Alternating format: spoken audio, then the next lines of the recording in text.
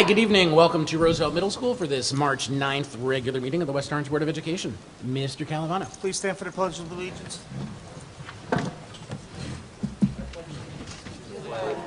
United States of America, and to the republic for which it stands, one nation, under God, indivisible, with liberty and justice for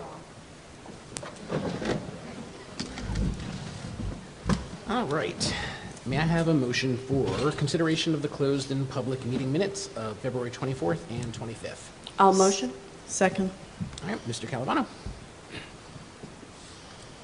Mrs. Berklinger, Yes. Mr. Rothstein, Yes. Mrs. Tunnicliffe, Yes. Vice President Trigg Scales, Yes. President Alper. Yes. All right, we will pass on the student liaison report for now. Hopefully get back to that later on. And Dr. Cascone, the floor is yours. No, we did have some. It's Mr. Hush. Mr. Hush, should we have our Roosevelt student representatives? Okay, Mr. Alper, our high school student liaison was not able to attend, but Mr. Hush has recruited some of Roosevelt School's finest to come forward and do some presenting on some of the things they're doing here at the middle school. So, folks, you mind coming up and for your report? Appreciate it.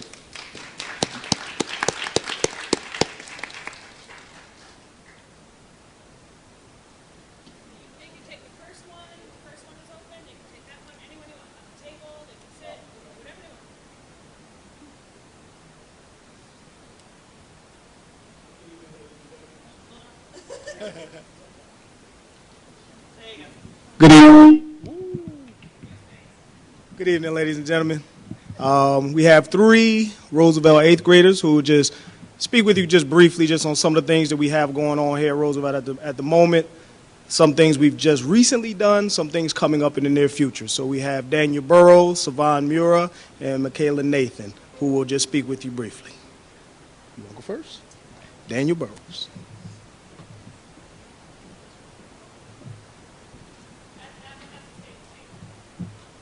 Should we just put this down or using that?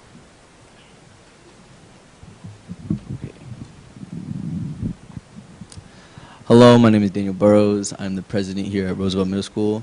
And just to talk about some of the things that me and the student council have done over the months I've been president. One of the things I'm actually proud about is we had basically a penny wars. And what that is we had 2 big 1-gallon jugs. One was assigned for 8th grade, one was assigned for 7th grade. It was basically a little competition between the 7th and 8th grade that we had. And whoever raised the most money within their grade would get some type of prize. And so what ended up happening is we gave all the profits to a organization that was helping koalas with the wildfires that were happening in Australia, because that was very recent at the time that we were doing it, and we thought it was a good thing that would go to. When we first started it up, I didn't think it would be such a big thing. I thought we'd raise a little bit of money. We ended up raising, I think, close to $500 for the koalas, which was actually really impressive. And I think that I'm going to try to see what else we can do with that and just raise money for other communities. Another thing that we had was an event called Cocoa with the Cops.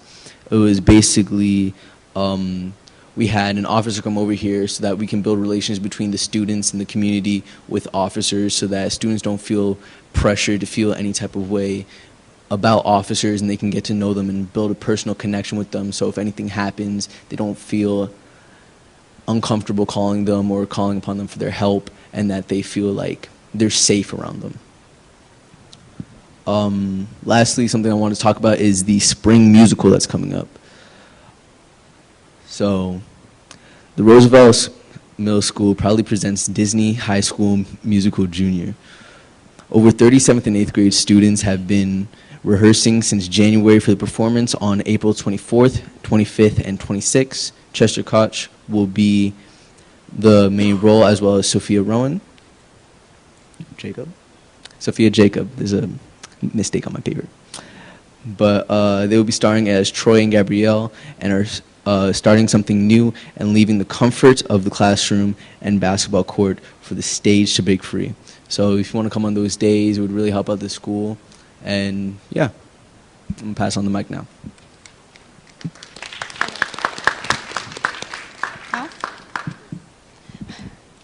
Good evening. I'm Michaela Nathan. I am an 8th grade member of Roosevelt's Middle School Junior Interact Service Club. Recently, we completed a Valentine's greetings for the residents of Canterbury Village in West Orange. The members of Junior Interact created handmade Valentine's cards with kind and caring sentiments for the holiday. The club will begin our annual Pennies for Patients campaign in honor and memory of 2 former Roosevelt students, Avery Thompson and Mackenzie Fitchin, who passed away from childhood cancer. The students and staff will help raise funds to combat blood-borne cancers such as leukemia and lymphoma during this 3-week drive. Students will be given individual collection boxes for donations, and there will also be a collection jar circulating during the lunch period. The Pennies for Patients campaign will run from Monday, March 16th through Friday, April 3rd. We look forward to raising funds for this important and worthy cause as we do each year. Thank you. Could you pass these down to the board members? Thank you.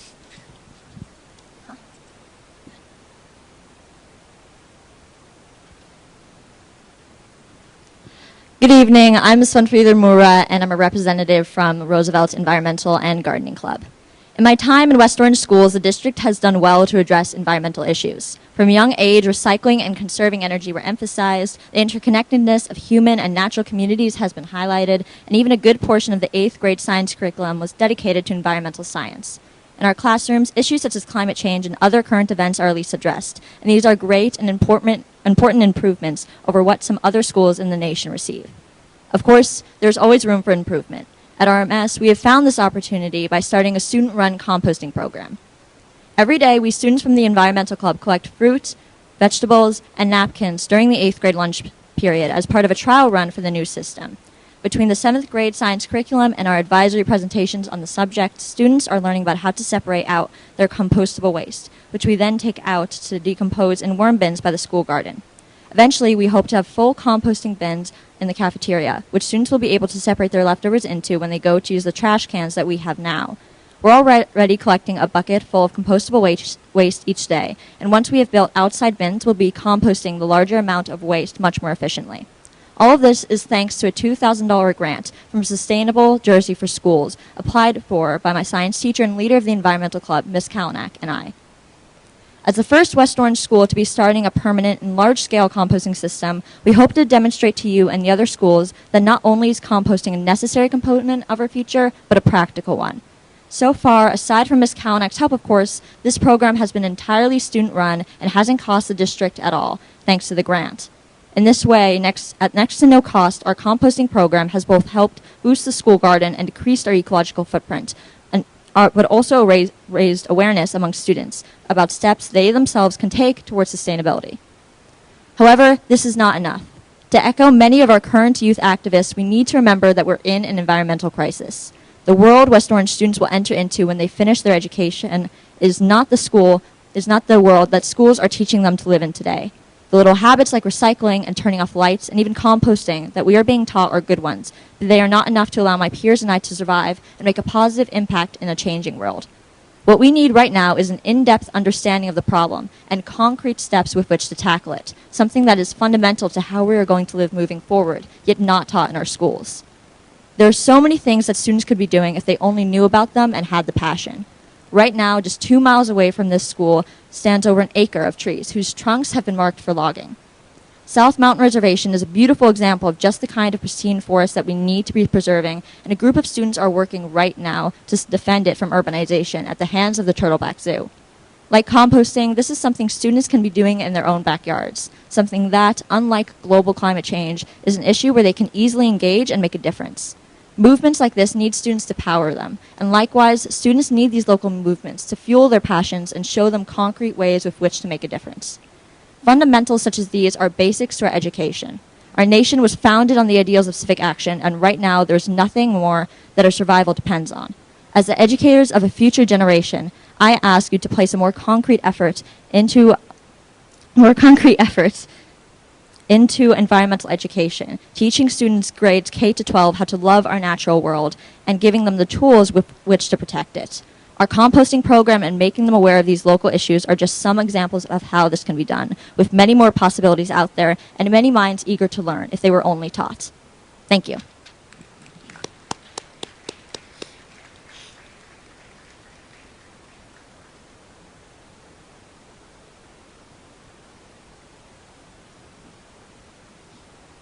Thank you, folks. Good job. Yeah. Okay. Floor is mine, Mr. Oliver? Mine? Okay. So our the next portion of the superintendent's report, we have Sandy Nicastro from Strauss Esme. Strauss Esme is the policy consultation firm with which the West Orange Public Schools has contracted. As has been stated in previous board meetings by, in particular by Ms. Trigg-Scales and Mrs. Merklinger, who serve on the board's policy subcommittee, the board is really in the process of working towards a goal this year of updating and in some cases promulgating new policy so that the district's policy manual can be completely updated and online with a timeline now of September of next year.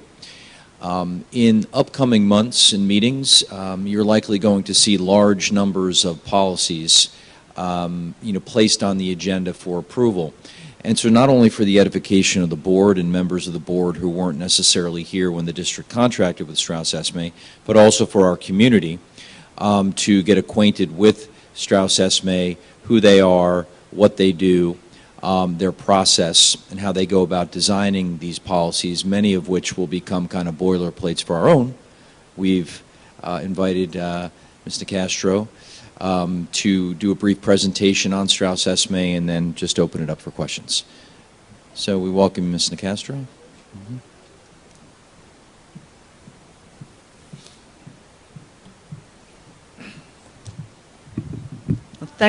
Is that good? Oh. Thank you so much Do we for wanna- inviting us to come today. What a pleasure. What a tough act to follow. Those three young people are very bright and brilliant, and what an honor it is that they get to represent this school here. So that was a pleasure to hear them. As an old, literally old and retired school teacher, it's nice to see bright young people with great futures ahead of them. It's very nice to be invited to attend here as a representative of Strauss Esme Associates. I probably should take this off. It might be easier. Oh, I'm okay. Part of what the superintendent has asked me to do today, explain who we are, because we do provide policies for the district, and we're in the process of revising and updating and bringing the West Orange Policy Manual up to current statute, code, and law. As of now, just a little history who Strauss Esme is. Strauss Esme has really been around since 1972. We're three generations of owners, and my partner in life and business, we're fortunate enough to be able to acquire Strauss Esme in 2001. In 2001, we started with 170 school districts as our clients. As of today, I think we had 539 when I left, and there's only around 600 in the entire state. So we've really done well, and I think it's more, we do very little advertising, it's more word of mouth. Superintendents like what we do and how we provide our services. So we really are around a long time. We're located in Toms River. We have 10 full-time people, and this is all we do is policy and regulation development. We don't do superintendent searches, deregionalization studies. We focus on policies based on the laws and the code of the state of New Jersey, or federal laws, of course, as well. Part of our process, we have retired educators. I have with me today Laura, who is an educator as well. She's with us, not a retired teacher, but left teaching and joined us as well. We have 2 full-time attorneys, and it takes a full staff to keep up to date and current with the laws in the state of New Jersey. It's a very difficult task, and it keeps us hopping, to be honest with you. So that's a little bit about us and what we do. The process, as we develop the policies, and we've been working with the school district a little bit, is we like to look at the school's existing policies, because often the board, we know boards, you put a lot of time and you get very little pay to do that, and some things relate specifically to West Orange. We never take that away, never dismiss that. We might look at a policy, it might be a little outdated and needs some new language to meet the current statutes or codes. The bullying policy is changing every 6 months, it seems like, so we have to make sure that's current and up to date with the most recent language. We also like to look at your procedures, how you handle use of facilities, your student code of conduct or dress codes. We want to make sure they're incorporated. But we also make sure that policies that are mandated by the Department of Education of New Jersey are incorporated in the policies, as well as we have about 2/3 of our policies have corresponding regulations, which are really the procedures to implement the policies that the board must adopt. We collaborate, but we are, the process where we are right now with the school, we got all that information, we got your policy manuals probably about a year or so ago, I guess. I'm looking at the board vice president. She was one of the first people, probably about a year or so ago. We incorporated what you had, what was good and current. We also included mandated ones, and there's also other policies we do that are supplemental that could be best practices, and which is what the board can look at and say it's not mandated, but we know there's a court case or a precedent-setting issue, and the judge may say, did you have a policy on X, Y, and Z? So we want to make sure that we know those things have been monitored or required as far as court cases. We make sure they're involved as well.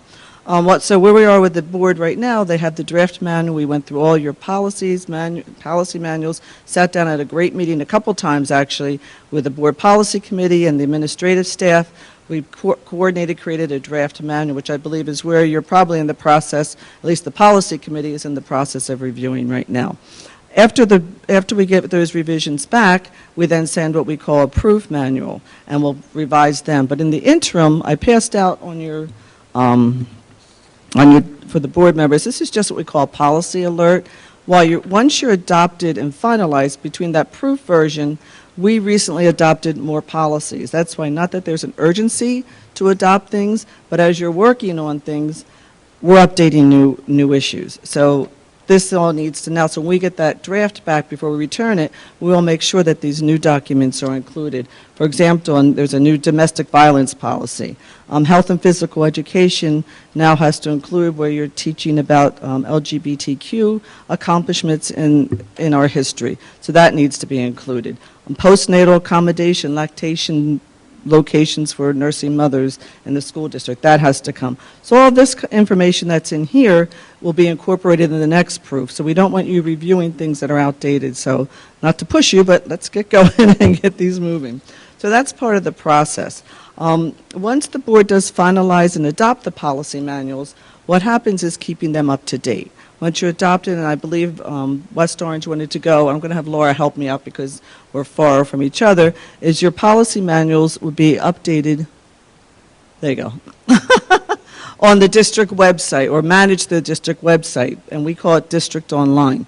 There's no use of district technology to my tech people, so it's really housed right through Strauss-Esme's website.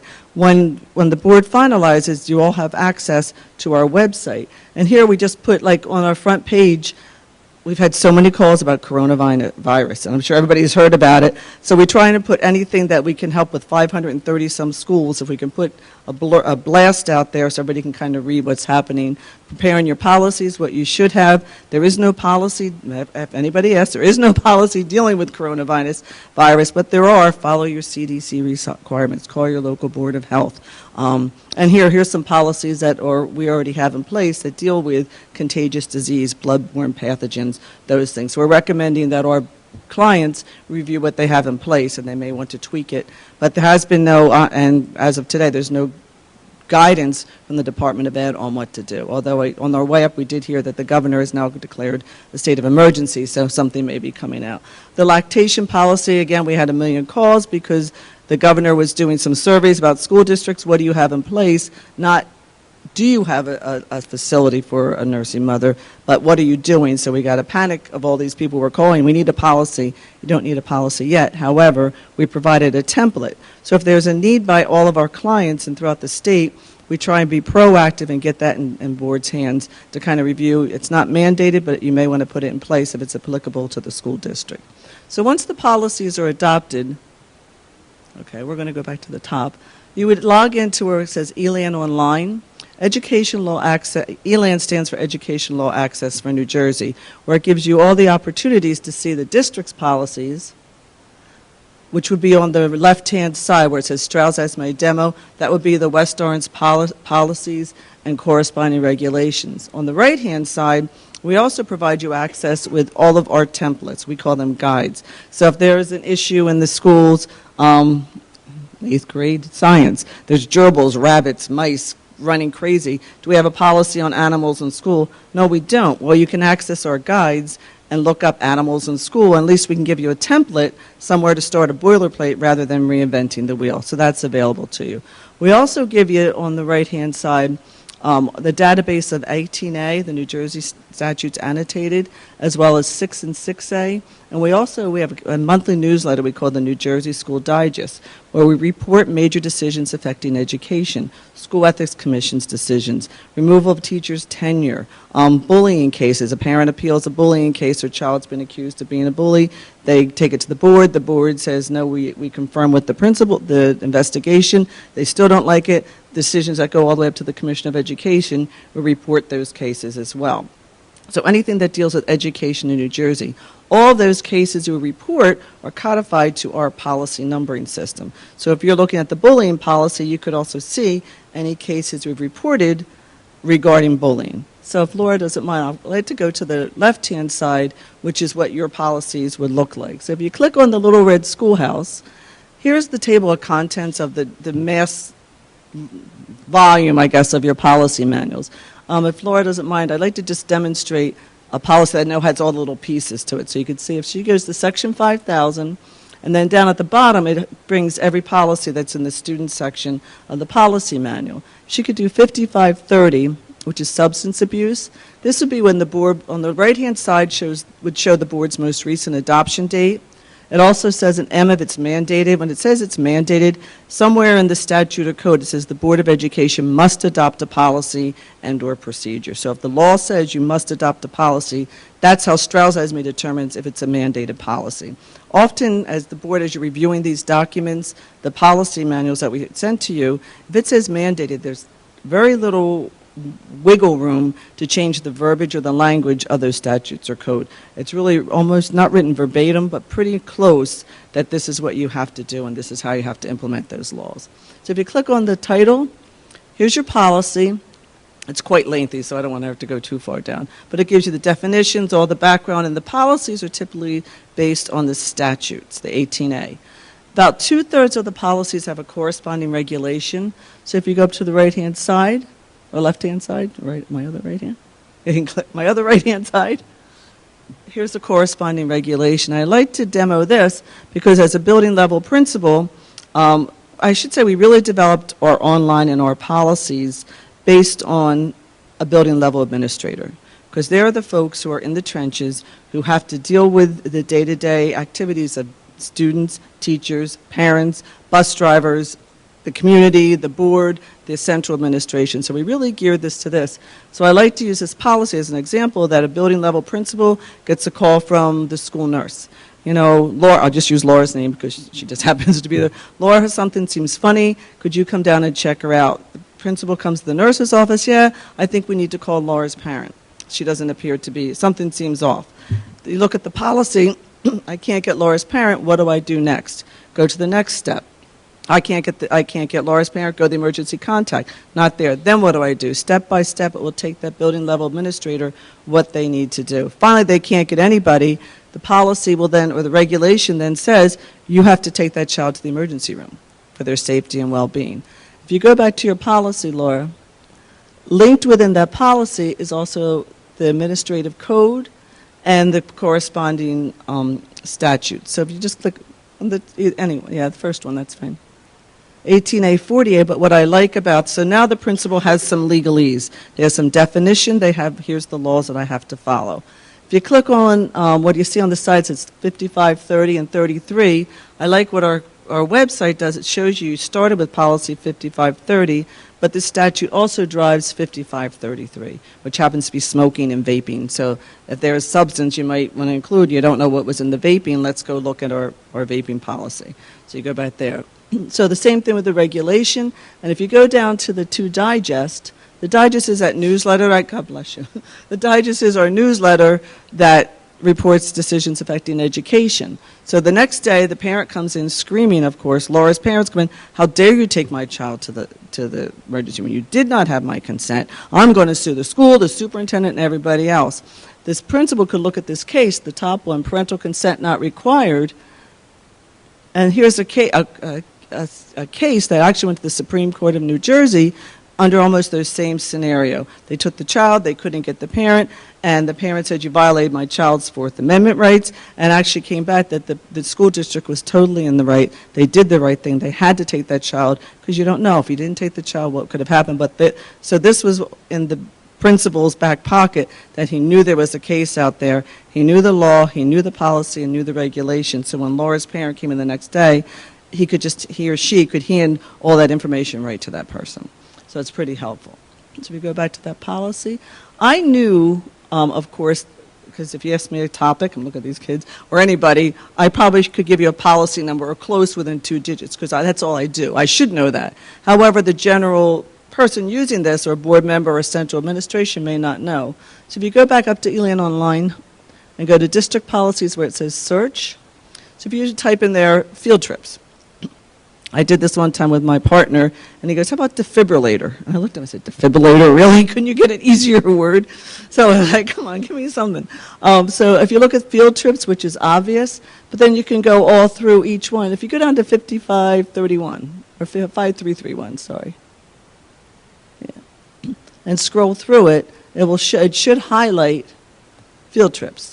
So that's talking about a child goes on a field trip, or they have allergies, they need their EpiPen, they're allergic to bees, whatever. That's going to bring your eye to that word that you're searching. So the obvious is field trips, but then it's going to bring you to that string of searches. So we call this a managerial tool. This is really meant for building level administrators, board members, central office, because it has all that legalese in there, which is really good. The second part of what is part of the online version is something called Public Access Online. We provide you with a URL link that you put on the district's website under the Board of Education. We put up here just because another district that has this, and this is Freehold Township's website. I don't know why it's not all showing, but it would be under the Board of Education section, and if you click on that, that's their board policies and regulations, and it looks pretty similar to what I just showed you. So the general public sees the same thing, just without the legalese. It's just as easy to use. So if you go back the same way, go back to 5530. No, I'm sorry. Yeah, click on the house and go back to 5530 and just see the difference. So you see on the left-hand side, they just don't have the statutes, the codes, or the school digest. But they do have your policy. If there's a regulation, the public can also click, is there a corresponding regulation that goes with that? So it's pretty similar. And the same type of a search, Laura, if you don't mind going back where it says home. Okay, or type that there. Field trip, yeah. And the same search that the general public will get that you got looking on the district online. Any questions? That was a lot of information in a short period of time. To update, once you're in this world, once you've adopted the entire policy manual, the district becomes what we call a PASS client, Policy Alert Support Service Client. And as a support service client, we send out probably 3 or 4 times a year these policy alerts. I didn't print everything. Where's my environmental friend? She just left. But I didn't want to print all this paper because it's a waste of paper. But to show you, we send this out to our clients. Here's the cover pages, and it really gives you a 1-page summary. What's the purpose for the change? Is it mandated, recommended, or suggested? And then behind it, you download this off of our website. It has bold text, what has to be changed, strike through text, what's coming out. So that's how we keep clients or schools up to date. We also do that monthly newsletter I mentioned, the New Jersey School Digest. That comes out 11 times a year, and only 11 because in July and August there aren't many cases because they're not doing anything in the Department of Ed on that area that time of year. And then we also do an annual workshop at Brookdale Community College where we invite many different types of attorneys, any hot topics that are going on. We invite 2 people from the district free of charge, and then if other people want to come, whatever the cost of the meal is that day, you're free to come in. Anything from bullying, tenure cases, seniority, food service charges, for the BAs. So we cater to all different topics, whatever's hot in education at the time, we offer. And we have about 300 to 400 people typically show up every June. So it's a great day. And we also say we think the best part of our past service is our customer service. If someone gets a call, if one of our staff get a call, we do whatever we can. If you need something emailed, we'll email it, we'll fax it, we'll meet. I've met people in the Parkway, I've met people at Short Hills Mall to help somebody, whatever, because we know if someone's calling, it's typically the secretary gets called from the superintendent probably got a call from a board member, and we know your jobs are tough. We know school district, and I know board members, your jobs are tough, and you got double the pay you got last year, which is 0. So we do whatever we can to help you. We try to get back to you as quick as possible. I hope the superintendent and the BA will confirm that. And also, if you have something unique that's happening in your school, you think, give us a call. We never, ever, ever replace your board attorney, but we can supplement the board attorney because it's something that's happening in West Orange. Chances are it might be happening in another school district. So we may have something we could give you as reference or a resource, at least give you some background information on where to go and what we can help you with. So, any questions of that? I tried to go.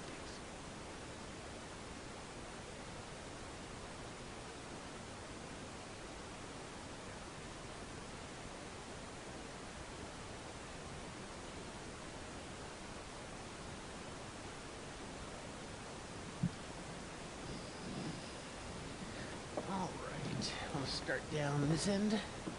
That would be you. That would be me. Thank you so much. That was very helpful. I do just have a question. I'm curious about analytics that are offered to the district. Do you provide us with information about, for example, searches that are being done within district or by the public, search terms, No. policies that are being looked up? No, we don't. We've never had anybody ever request that. We probably could call our web provider and ask them if they have certain strings of hits or whatever on a specific district, but I don't know if they would charge us to do that. If they did, we could forward that charge on to you, but we've never had anybody request that, honestly. I'm not saying we would not do it, but we have never done it. I try to come from out of left field Yeah, as often as that's I can. okay. That's not out of left field. It's a good question. It would be interesting, though. Yeah, it's a good question. We probably could get that information, but I'd have to find out for you. Thank you. You're welcome. Hi, Sandy. We've spent Yeah. so much time together. I'm going to do a first name basis. That's true. That's fine. Thank you so much for being here. And Mr. Mendez, who was our acting superintendent last year. Yes, she was. We spent a lot of time together, along with Sandra Mordecai. Yes. Yeah. I kind of led this charge because I'm so impressed with the ease of use for the public. And that was when I suggested that we look at Strauss-Esme as a guide for West Orange, and delighted that we were able to do that last year. And now we're in the throes of making this happen. And I'd like to ask you, what do most districts do? We know that there is a huge A ton of information, yes. Of information, and sometimes board members are reluctant to let go of our local without being able to look at it. But I'd just like to know, what's the practice that you've experienced of the 500 districts out of the 600 that are using it? You mean as far as adopting and or reviewing? Yeah, bit by bit, Right. in total, how do they do it? Well, typically, I know you have a policy committee, so you folks tend to go there first. What works best, and again, every board, every school district is different, to get this process moving forward is a lot of districts may do sections at a time, and I think we've spoken about that before, like putting the 2 personnel sections together at a time, the 2 sections that deal with students at a time. I think we've given that breakup. So you're at least doing 2 or 3 sections, review and adoption. If you can do that, so say if you were doing first reading on sections, the 0s and the 1000s, first reading, then the next month adopt the 0s on the 1000s and do your first reading, the 2s and 3s. Because the longer it takes, our concern from our point of view is as you're reviewing, these are changing. So then you're reviewing outdated information. I know we created a spreadsheet, which I think was for the district, on what was the district's unique one, what was Strauss-Esme's, what had some blanks and options in there, and how they were chosen. I know Laura went through and took those ones that had the blanks and options and recently sent a document over as well. So it kind of gives you the layout. So that's doing it piecemeal. Okay.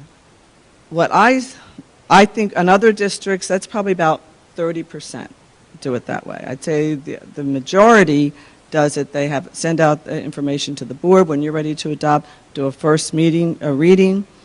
The community has a chance to look at the policies if they wish, and then if there's no concerns or comments, the board adopts those policies at the next meeting. Because I don't know your existing policy manual, what's in place, but if there's nothing in place that's compliant, you're in some sort of a limbo of what your policies are. So if a community member has a question or a comment, you want to make sure that the policies that you're living with right now are compliant with statute and code. I don't want to scare anybody, but that's kind of the problem.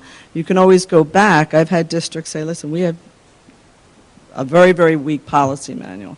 Can we get this going? And we'd say, sure. So they would actually adopt the policy manual, and we would keep the books open, say, for another 6 months, and then they would go back and do, like, cross your I's and dot your T's, just so they had something. But they had nothing in place. So that was another example. A typical process time takes about a year from the time you get your draft to the time you're done. And again, because we worry about not having what you need to have that's current and compliant. You can always revise. It's nothing set in stone. Or another, so you can either do it, I would recommend not one section, but do at least 2 or 3 sections at a time. Do the manual and total, which tends to work best, because then you have a history date for everything, so you know the last time the policies were adopted or revised. Or the other part that you could do too, if there's policies and everybody can agree to disagree on, there may be 5 to 10 policies that the board is just struggling with, pull them out. Don't let them hold up the other 300 and come back and revisit them. And that happens everywhere. Like there's just some things you're just not comfortable with. So instead of struggling with, we can't adopt these because I'm just not happy with this or we're not happy with that, pull those few out, adopt the rest, and then go back and revisit them too. And we're always happy to kind of help through that process. I mean, other than unfortunately you have to read it and that's your job as the board, which is a tough job. But you need to have something, whether you're using what you're having or using ours, which you've made that decision to use ours. Right, thank you. And most of the school districts in Essex County are using stress estimates. Yes. Okay. Yeah, driving up, I'm Chem Delora. Yeah, this district, this district, this district. Right. Okay, thank you. You're welcome. So West Orange has some very specific policies already in place. So things that were worked on for a number of years took a lot of time, like things like the special spec ed policies. How does if we're going with the method of just adopting, how does that replace? Does it replace or does it overlay, No. or does the policy that's been worked on for We've several already years done that. Like if you had something that was, that was a year or so ago. If there was something that was very specific, I'm looking for agreement, something very specific and unique to your district, we made sure that was incorporated as long as it was current with statute and code. So I know the special ed, the previous board member, Sandra, was very interested in special ed, and she went over those with a fine-tooth comb. She was very, very involved in that process. Right. Yeah. And could you just to clarify again, the difference between in the spreadsheet that we were given, it had mandated, state regulated, I think was one, and then it was mandated, Recommended optional. or suggested. Yes. Correct. Could you just clarify the difference between those 4 columns? Sure. My little list here. There we go. If it's mandated, the board doesn't have a choice. You need to have it. Because the law says the board must adopt a policy on whatever topic, bullying, substance abuse, whatever I can think, ADA, affirmative action, special education. If it's recommended, it's something that the law does not say it's mandated. However, we know on past cases, monitoring situations, districts have been required to have those policies. Suggested is, it's a good idea to have it, but not necessary. So, I don't know, you want animals in schools. That might not, that's if you want it, you have it, you don't. There are other ones like student dress code. There's no law that says you have to have a student dress code policy. So that's up to you. If you have a uniform policy, then you have to have a policy on dress code. So those kinds of things. So recommended is it's somewhere else that someone's going to be looking for it, or it's a best practice for the school. Suggested is optional. You may or may not want it. Can I just interject for 1 second, Ms. Buckinger? Just want to clarify, my sense is that you might be on different pages, right? Yeah, so I think Mrs. Merklinger's question was focused more on the customized spreadsheet which you put together for West Orange, where we had the columns of mandated, as is, Right. right, options, and then West Orange specific. Right. I think her question was geared more towards that, not, I think we were using the nomenclature related to the policy updates, which was mandated, suggested, and Right, right. recommended. Her question is coming specifically to the spreadsheet which you put together for the district. So I don't know where it says suggested on here. That's It doesn't. Okay. It doesn't. That's what I'm saying. There's two different. Let's back up for a second. Strike Mrs. Merklinger's question, and let's go back to the document which you prepared for the district, which had 4 columns. Right, I have it in front of me. Okay, so Gotcha. can you speak to that had different nomenclature than mandated, recommended, suggested? Could you speak specifically to that table you put together for us? Sure, mandated, you have to have it. The second column said most wording cannot change, but you must adopt it. So there might be a blank or option where you fill who's superintendent, or it's the BA's office, something like that. Sorry, I can't read without these anyway. The third one, which is I just sent another spreadsheet to the superintendent, blanks or options selected, the rest must remain as is. For example, there was something on, I don't have it in front of me, like the board public portion of the board meeting. There was an option in there, how many minutes, I'm looking 3 minutes for someone in the public to speak. How long would you keep your general session? Those kinds of things. And I know that that's what Laura had prepared and went in and said, here was our guides, and went through actually through your draft and kind of filled in those. Most of those are really just generic in nature. They're not really too specific, or there was nothing, a hidden agenda in anything selected. And those items and options were selected with members of the policy committee and the administrative team when we met with the district. And then the third one is typically content that was unique to the district. So it was a specific policy that was only from West Orange. It was your policy only. And then other ones where we put in pieces, like some of them, there was some West Orange information in other policies, and we noted that as well in the far right column. So, Is that better? Yes, that answers, yeah. Yeah. Just in regards to the mandated, and I thought when we were sitting here that you mentioned that it's mandated that we must adopt it, but there is some leeway in some of the wording. Is that what? No. There's no. So no. it's the state says this is what it This is. is what it is. This You is have to adopt yeah. it For as a good is. example of that, we have a health policy, policy 5310, and in it it talks about if a student wears hearing aids, someone in the district must check those hearing aids to make sure they're working properly. Typically, a speech pathologist, the school nurse, at least twice a year. We had a district come back and took those 2 paragraphs and put a big X, said we do not do this. So I politely wrote back, said, you may not be doing this. We're not the policy police. We're just telling you what the law says. However, you must be doing that. So it's your choice whether you take it out or not. We're just telling you, you must be doing that. So that's why there's very little wiggle room. Certain things, some districts don't like the bullying procedure, the investigation. You have to do this, you have to do that. You have to go before the board as an appeal. We don't do that. Well, the law says you have to. You can't. This is what the law says. We don't make, when we send out the alerts, we say, people go, stop sending us this stuff. I said, we don't make this up. This is really based on statute or code. And if you ever have a question on the wording, feel free to call us. I mean, that's what we're there for. Give us a call, say, why are you saying this and not that? Typically run the question through the BA or the superintendent, and then they could ask us, or if they say it's okay to talk with board members, we're happy to discuss if you have questions on certain topics, or we're in 530 some school districts, and I hate to say this, we've never had an issue with any of our policies. So there is room to change it in some cases on mandated ones where the verbiage might not fit, as long as, so Correct. let's say, Well, if you the don't have- bullying policy, obviously we're going to adopt it, but could we tweak it if we wanted to I wouldn't- West Orange it? You can always do more. You can never do less. How's that? That makes, Yeah, that's you perfect. can always Thank do you. more and be stricter or whatever, but you can never do less than the law says. Okay. How's that? Anybody else? That's it, yep. Ms. Tunnicliffe? I just want clarity on the content-specific items that were listed in that column specific to West Orange. Is that already done and provided to us? Yes. So we have those policies? Yes. And those are, okay. That's in the draft manual, correct. Okay.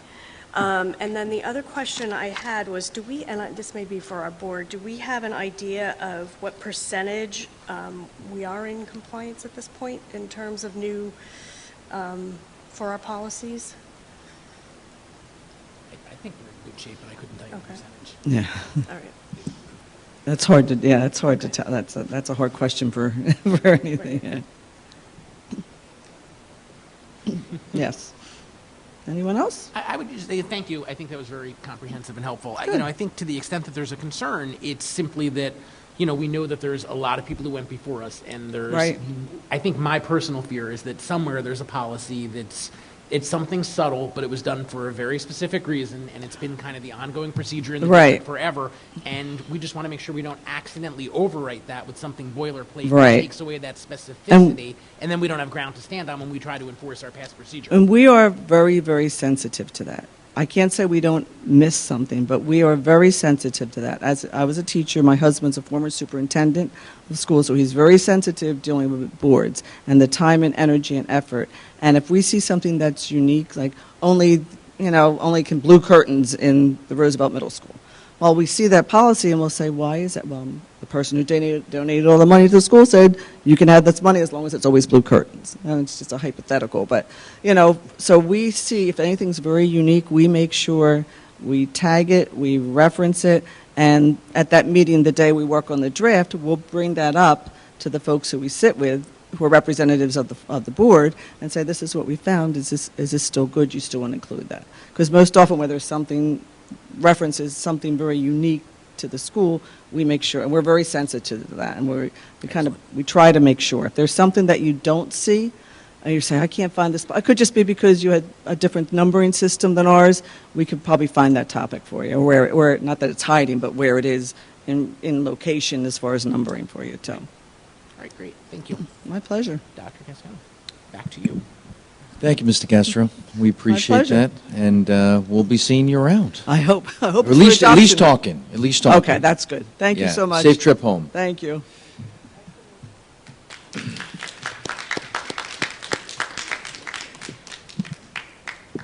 Okay. Our next portion of the superintendent's report is a group that I'd just like to spend a moment introducing, and it is the cadets and leadership ranks of our Junior Air Force ROTC squadron.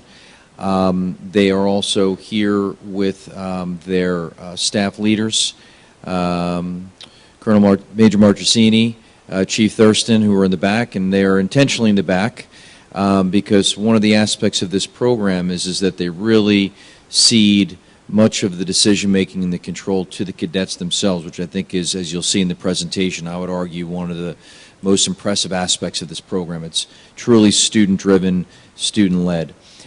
So, I had been invited to the high school for a mission briefing by the leadership, the cadet leaders, and was really just so impressed on so many levels with what they had to say that I felt obliged to bring them into the public session so that our public and our community could see for themselves. As just kind of a convenient tangent, since we are celebrating Women's History Month, it will not escape you that we have a strong representation of females within our leadership ranks here, as well as gentlemen. So that is on showcase tonight in recognition of Women's History Month. So without further ado, I will turn it over to our cadets, And board, if you'll join me back in the seats. The floor is yours, ladies and gentlemen.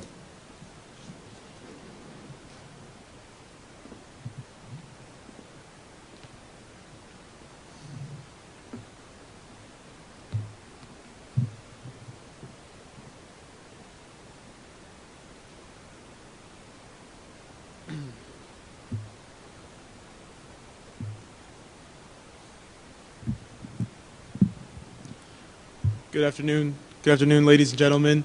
My name is Cadet Lieutenant Colonel Lucio Maffei, and I'm the Cadet Commander. Welcome to a presentation on West Orange High School, AFJ ROTC. We call ourselves the Mountaineer Squadron, and our official designation is NJ-20132, which simply means we were the second unit established in the state of New Jersey in 2013. So our mission, what we do, our mission is to develop citizens of character dedicated to serving their nation and community. We do this through our curriculum, through our service, and many ways we will show you throughout this presentation. Our objective is to instill the values of citizenship, responsibility, service, and a sense of accomplishment. And one thing we really like to stress is the fact that our program is not a United States Air Force recruiting program. While there are a lot of benefits going into the military coming out of our program, there is no commitment graduating. A quick look at our enrollment throughout the years. We currently sit at 123 cadets. According to HQ guidelines, we must have 100 cadets or 10% of the student population. That's called our viability, and we have secured that in the 3 years that HQ gives us. In 2015, we have never dropped below our viability statistic. A look at our demographics, a breakdown of our unit by grade, our gender sitting at 43% female, and the diversity by race. A look at the gender. West Orange High School is obviously 50-50, as is the general population, whereas AFJ-ROTC as a whole is at about 60-40. The 3% difference in our unit doesn't seem like a huge difference, but the fact that we have had more females than is the national average since the very beginning of our program, and the fact that 5 of the 7 cadet commanders, the highest position you can achieve throughout our unit, have been female, shows that our unit is one of female empowerment since the very beginning. A look at the diversity. One thing we really like to notice is the fact that we are a very good cross-section of West Orange High School. The percentages are very similar. One thing that might stick out to you is the fact that we have significantly higher percentage of multiracial students. We think this is not necessarily due to an actual difference in the demographic makeup of our unit, but when you join the high school, students' parents fill out the forms, whereas when you join our program, the students themselves fill out the forms. And here's our organizational structure. As any AFJ-ROTC unit, we are modeled after that of a real United States Air Force unit. As the cadet commander, everything that happens in this unit falls under my responsibility. And directly under my command is the command chief and the operations officer. The operations officer, Cadet Major Bolin, and the command chief, Cadet Chief Master Sergeant Palomino, are in charge of the flight commander and the flight sergeants, respectively. A flight is simply our term for the different periods we have throughout the day, designated by the NATO phonetic alphabet, Alpha through Foxtrot, and each flight has a flight commander and a flight sergeant. I now bring up my operations officer to explain his responsibility and the roles of the flight commanders.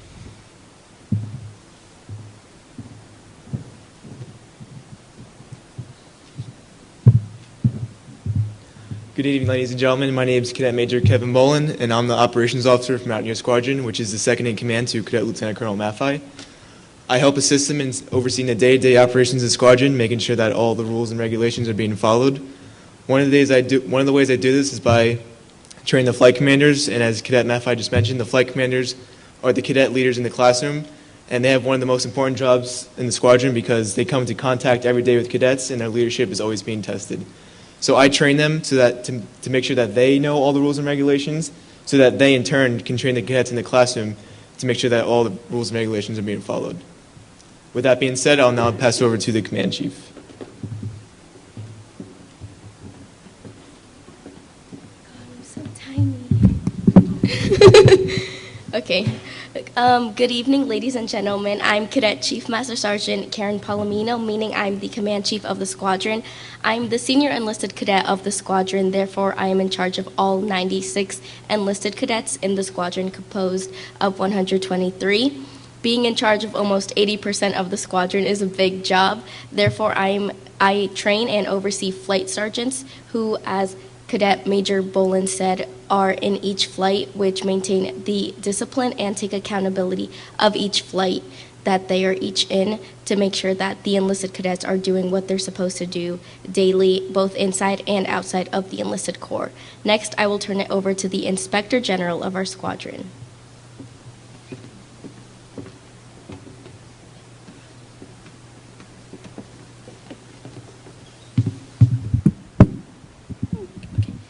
Good evening, ladies and gentlemen. My name is Cadet Major Yamile Chavez, and my job in the squadron is as Inspector General, which basically means that I am in charge of ensuring our squadron follows the rules and regulations as aligned in our HQ requirements. If you notice before on our organizational chart, Inspector General is not a job listed in the chain of command, and that is because my job puts me in a position outside of the squadron so I can remain impartial and unbiased to cadets without any judgment so that they can come to me with any issues that they have. Another part of my job is our cadet complaint and suggestion program, in which cadets can come to me with any complaints that they have with anyone in charge of them or cadets in their flights, and I deal with these issues. We give them cadet complaint sheets that are available on our classroom, and if needed for further conflict solving, we take it up to Major-in-Chief. We also have our suggestion program, in which cadets come to me with any suggestions that they think would be beneficial to our program. Another part of my job is our inspection process. Every year we have to self-inspect our program to ensure that we are meeting the requirements, but every 3 years there's a formal inspection in which an inspector from headquarters comes to inspect us, and this year it is going to happen again, so I'm in charge of ensuring that our cadets meet their performance enlisted as well as our instructor performance in areas such as academics, drill, PT, retention rate, etc. With that being said, I will now pass it off to the Operations Flight Commander.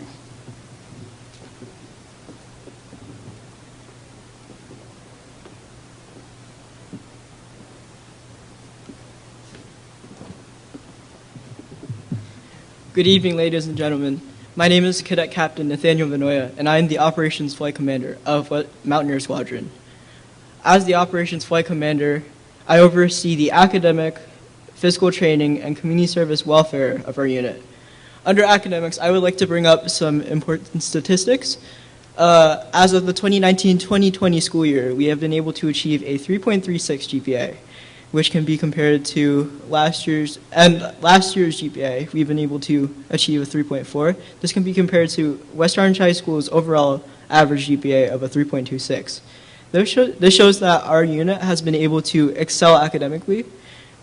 And to assess these GPAs and grades, we assess those who have under a C- in any class. We check grades weekly. We mark them under academic probation, which means that they are unable to have special privileges such as attending drill comps, attending field trips, etc. And to address this problem, we have the Kitty Hawk Air Society, a nationally recognized honor society for AFJROTC of cadets that excel academically, and these cadets are the ones to help those on probation get out of it. I would like to bring up that we compete academically under the Academic Bowl and the academic team. This year marks the second year our Academic Bowl team has been able to achieve the second level of the National Academic Bowl for AFJROTC, which is a big accomplishment as this has never been done before. Under community service, I would like to bring up that our unit has been able to achieve 3,864 hours, which is a big accomplishment this year. Our minimum amount of hours per cadet that we mandate is 10 hours, but as of now, our average is over 25, which shows that our unit has been able to excel in community service. I would also like to bring up that we have flag duty, which is another form of community service where cadets raise up the flag to honor our nation and show patriotism. That is also marked under community service. Under physical training, I would like to bring up that we train once a week every week, and we also assess cadets on their physical health 3 times a year, an initial test, a midterm, and a baseline, and a final test. Between these tests, cadets are mandated to improve, as it is 20% of their grade. And I would also like to bring up that we have the Raider, we compete under physical training, under our Raider and physical training teams. In the beginning of the year, one of our competitions, our Raider team, which has just been established this year, they have been able to achieve 2nd place, which is a big accomplishment for them. Now I would like to bring up the Mission Support Flight Commander.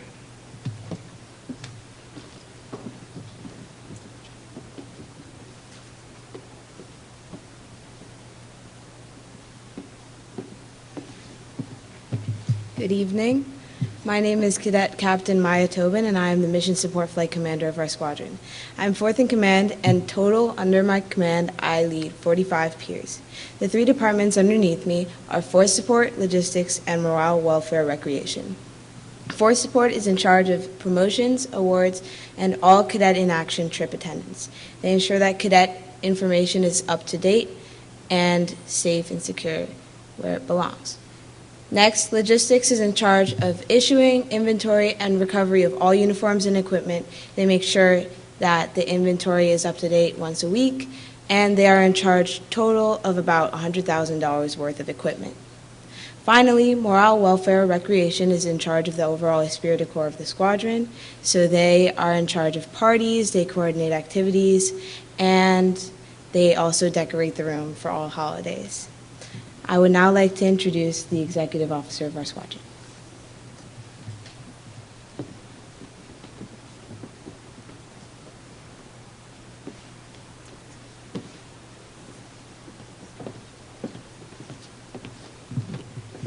Good evening, ladies and gentlemen. My name is Cadet Captain Sandra Guerrero, and I am the executive officer for our squadron. I'm responsible for our public affairs, which is all of our social media, our historian, who is responsible for past and present cadet information, our cyber, which is our squadron website, and our plans, which is every event we have throughout the year. And each event has its own committee of cadets to plan and execute properly.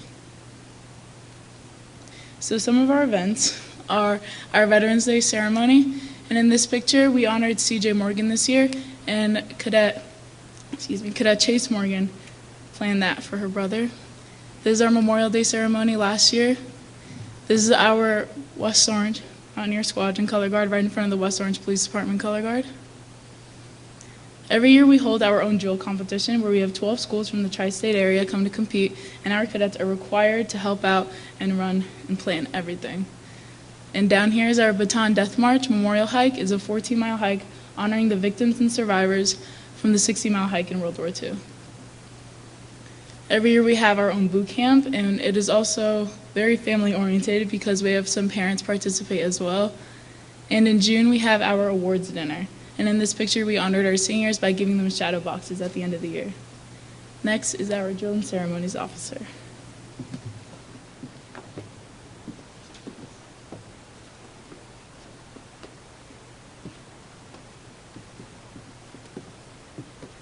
Good evening, ladies and gentlemen. I'm Cadet Captain Reno Brighter, and I'm the Drill and Ceremonies Commander.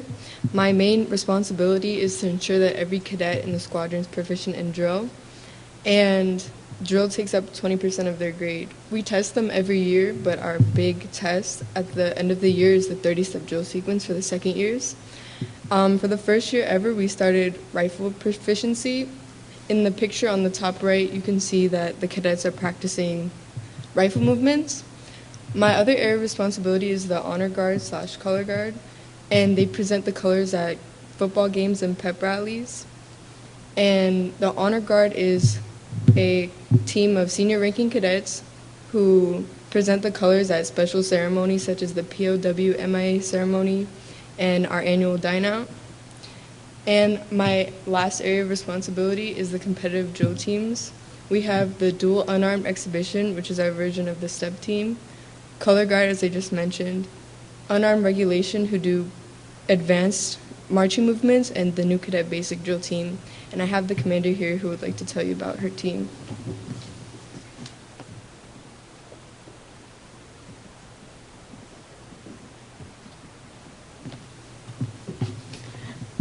Good evening, ladies and gentlemen.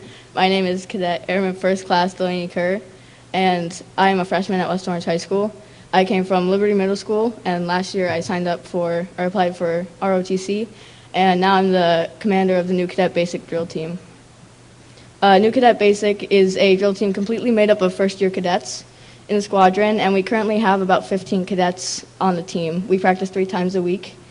And we use the basic facing and marching movements found in the 30-step drill sequence to compete in different competitions at different high schools.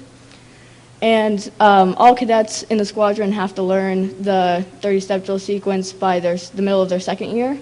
However, the cadets on New Cadet Basic learn all of the movements within the first 3 months or so, which gives them a little bit of an edge because they know all of the movements before their second year. We've also competed in 2 competitions so far, one in Piscataway, New Jersey, and one in DeRuff, Pennsylvania. And we were actually the first New Cadet Basic team in the history of the squadron to place. And we actually placed second at DeRuff High School, and we are working towards hopefully placing again at Bridgeton High School later this April. I will now hand it back over to Cadet Lieutenant Colonel Maffei.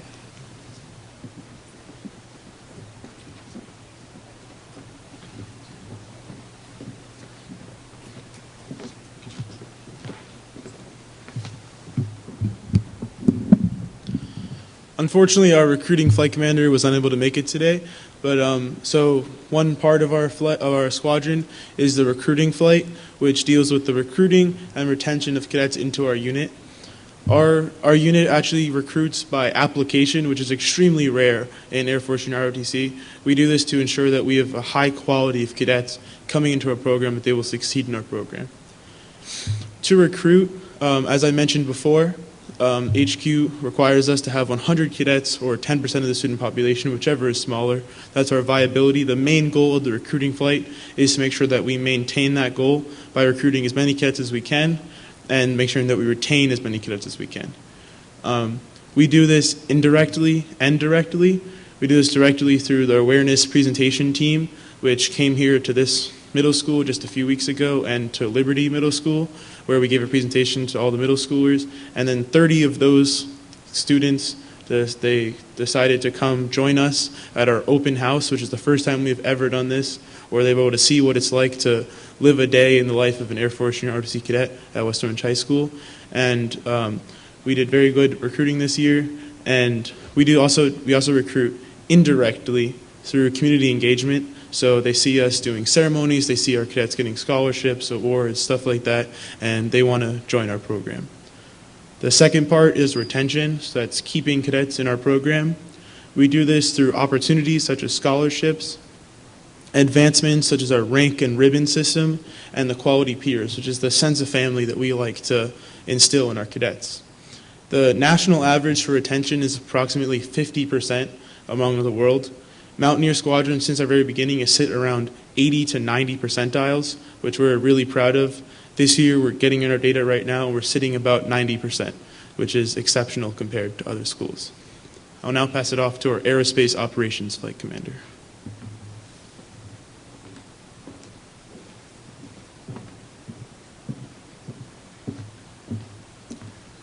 Good evening, ladies and gentlemen. I'm Cadet Captain Antoine Chapman, and I'm Aerospace Operations Flight Commander.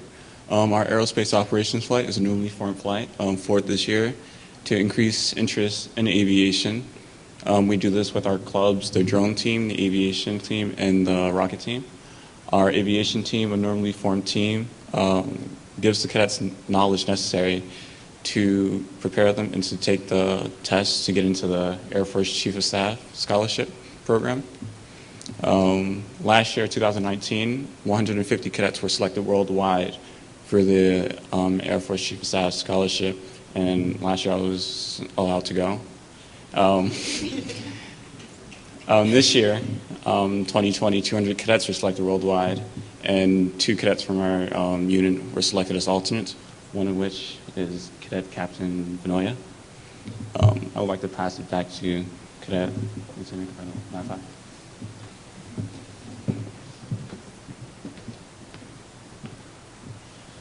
So just a quick look at some of our unit's accomplishments. There are too many for us to list here, but some we would like to really highlight is the one that the cadets from our program have earned nearly $3 million in civilian and military scholarships.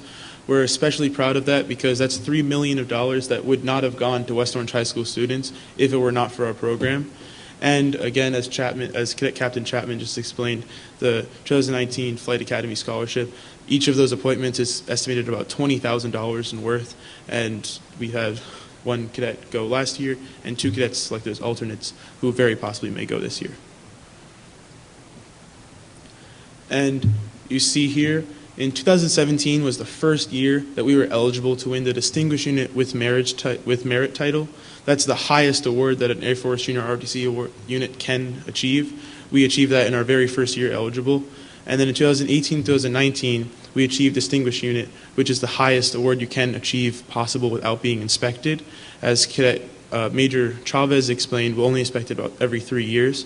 So this year, in an inspection year, we hope to achieve Distinguished Unit with Merit yet again. Some key takeaways from our presentation.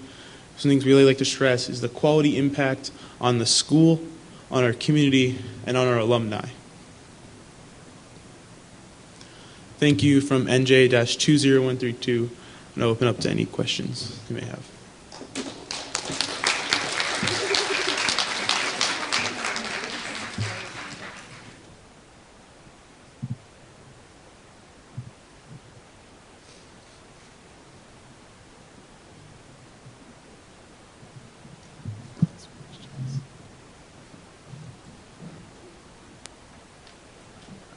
Mr. Rothstein.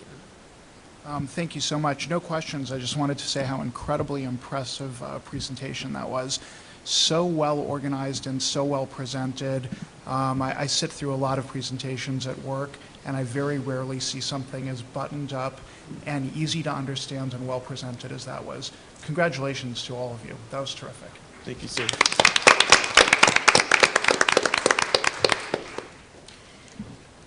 I'm in awe.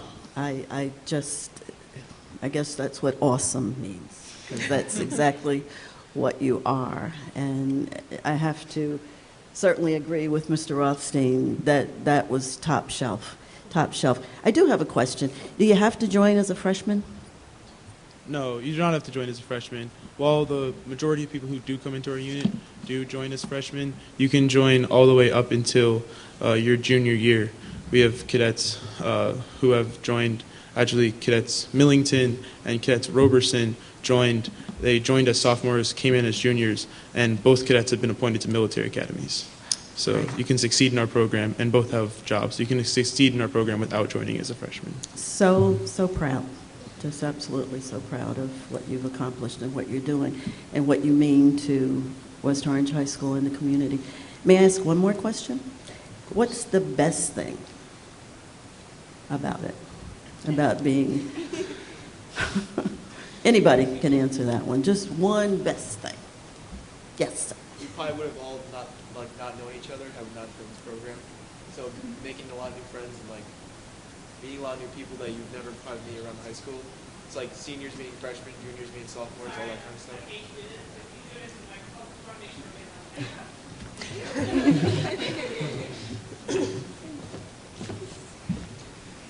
You can meet a lot of new people that you would never met in high school before. So there's a lot of seniors who know freshmen, sophomores who know juniors, and a lot of the people who you meet here you probably would have never met had it not been for this program.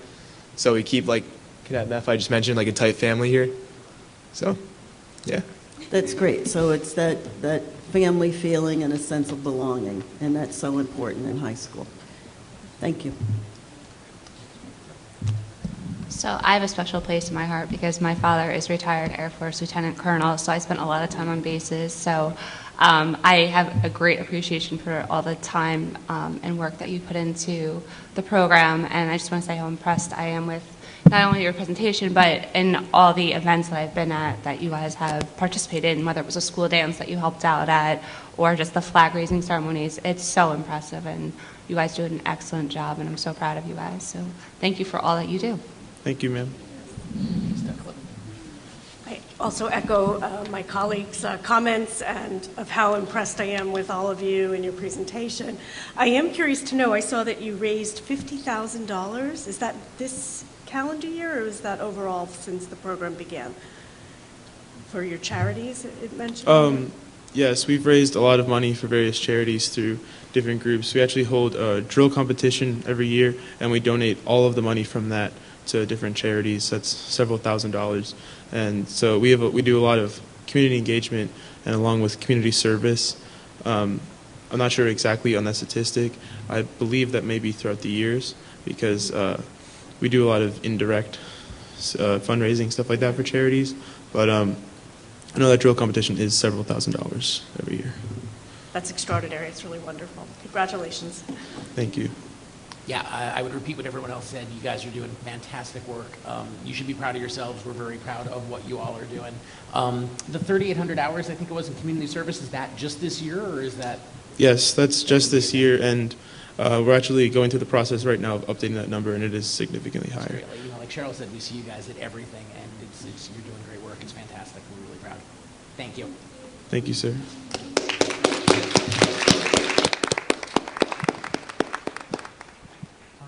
Now, I do have, thank you, Cadet Maffei. And I do have, and to all our cadets, now I would be remiss before we dismiss the cadets. She's smiling, she knows what's coming. We have a state champion in our midst, and so I'd like Sandy Guerrero to stand and be recognized. The New Jersey State Girls State Champion for in the 215-pound weight class.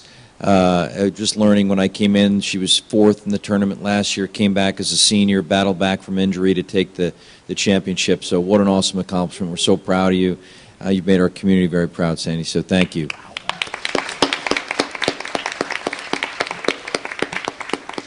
And with that, cadets, you are dismissed. Thank you. Unless you want to stay. You don't have to stay. Thank you again. Major Marchesini and Chief Thurston, thank you, gentlemen. We appreciate all the work you're doing. Yeah.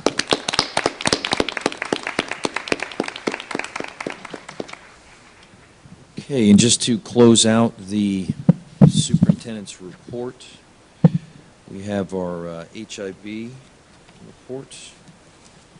Mr. Rothstein, if you would be so kind, just to take one and pass it down.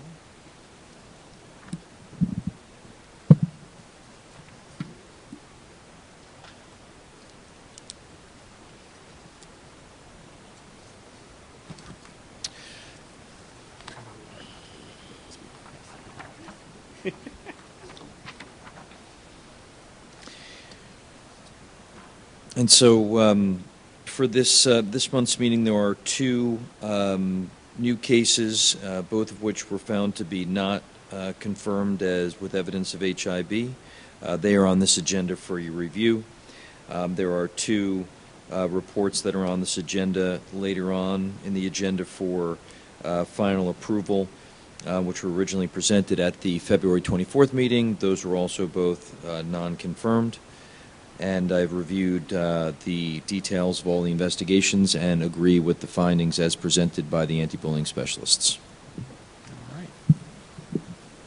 Thank you. All right, up next, questions from the public on agenda items only. If you have a question on anything that's on tonight's agenda, you can come to the microphone, let us know your name and address, and you'll have 3 minutes to ask or tell us what you think.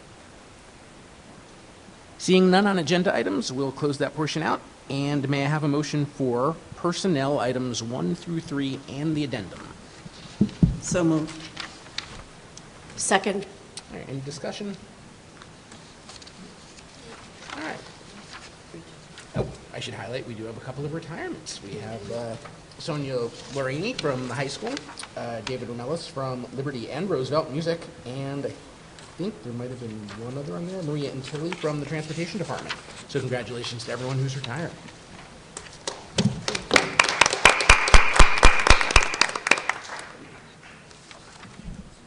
Sorry.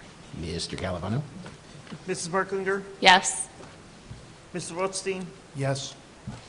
Mrs. Tunnicliffe? Yes. Vice President Trigg Scales? Yes. Scales? President Alpert? Yes. All right, next, curriculum and instruction, items 1 through 4. May I have a motion? So moved. Would someone care to Second. Thank you. Any discussion? All right, Mr. Calavano? Mrs. Merklinger? Yes. Mr. Rothstein? Yes. Mrs. Tunnicliffe? Yes. Vice President Trigg Scales? Yes. President Alpert? Yes. All right, next, finance, special services, items 1 through 3, and business office, items 1 through 6. May I have a motion? All motion. I'll second. All right, any discussion? All right, Mr. Calavano? let's Mrs. vote. Merklinger? Yes. Mr. Rothstein? Yes. Mrs. Tunnicliffe? Yes. Vice President Trigg Scales? Yes. President Alpert? Yes. And last, reports, item 1. May I have a motion? So moved. Second. All right, Mr. Calavano? Mrs. Merklinger? Yes. Mr. Rothstein? Yes. Mrs. Tunnicliffe? Yes. Vice President Trigg Scales? Yes. President Alpert? Yes. All right, public comment on any topic at all. Again, come down to the mic. You'll have 3 minutes. Just let us know your name and address. Hi, my name is Jay Wecht, and my West Orange address is this remarkable building at 36 Gilbert Place for 10 months of the year, although my wife might argue it's 12. First, I'd like to thank Mr. Alper and Ms. Trigg Scales, Ms. Merklinger, Mr. Rothstein, Ms. Tunnicliffe for the exceptionally hard work you do for the district, its students, its administration, its faculty, and its staff. I'd also like to thank Dr. Cascone and Mr. DeMendez and Mr. Calavano for the incredibly invaluable work that you do for us every day as well. I actually don't stand here as a 25-year veteran Roosevelt Middle School English teacher, but as a member of the West Orange Education Association Executive Board member, something I've had the pleasure of being a part of for almost as long as I've taught here. In fact, I was asked by our president, Mark Maniscalco, to present the association's stance on what's transpiring right now as we are all poised to contend with a challenge unlike any other we have encountered here in the West Orange Public Schools. So first and foremost, I'd like to begin by emphatically asserting that all the members of our association stand by the decisions of the board and the superintendent, and that we look at ourselves as partners with you in this and in all things. We have faith that whatever is decided will be the wisest and most prudent moves to make during this chaotic and challenging time. We believe that whatever is enacted will be in the best interests and the safety of the children and the adults who do spend so much time of their lives in our buildings. With that being said, the association does have very serious questions about the effectiveness and the utility of teaching remotely to the children in the event of school closures. Presently, and to our knowledge, there are no good models that would indicate that such an attempt at education would indeed foster true and effective teaching. In the event of necessary extended school closures due to a health crisis, we believe that the state would have to consider reducing the required number of school days, presently 180, for the schools to receive the aid that we need to keep our doors open. We also ask that any decisions made not be those where we as a district are compelled to do what neighboring towns are doing. These are untested waters, it's true, and we feel it's important that we are not unduly influenced by those around us.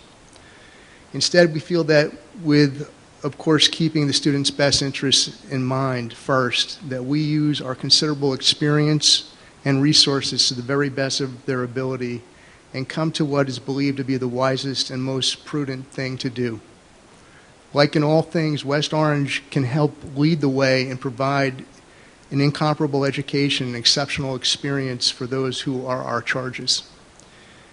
Again, we support your decisions, and we are here to work alongside you to be everything for which West Orange is renowned. Thank you. Thank you, Mr. Wecht.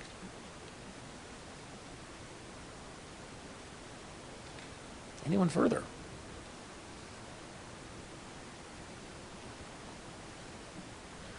Jeremiah Salinas, 7 Crystal Ave. It was a hard time finding you guys, and then you guys started the meeting early.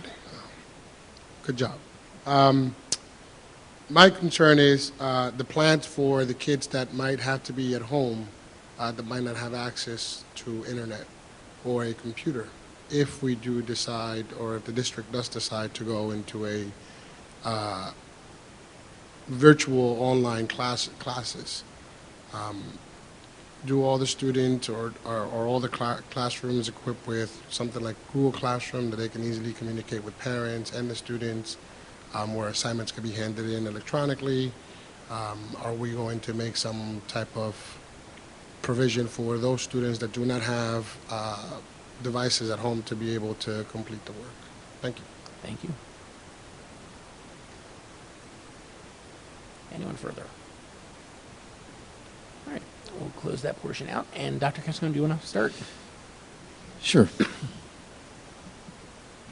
So I just want to first thank Mr. Wecht, and speaking on behalf of the WOEA, I have been conferring with the association president today, and sounds like some of the takeaways from that conversation, inform some of Mr. Wecht's comments.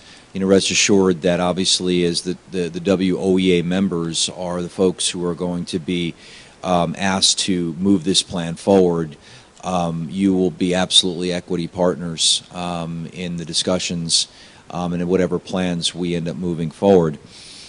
So for those of you who may have seen the video I recorded last Friday relative to my stance on this teleschooling model, it was that I was not really even seriously entertaining that, because of, as I started to think about it, really the many challenges and obstacles and questions which are really not answerable, some of them. There just isn't an answer to some of the questions that they pose.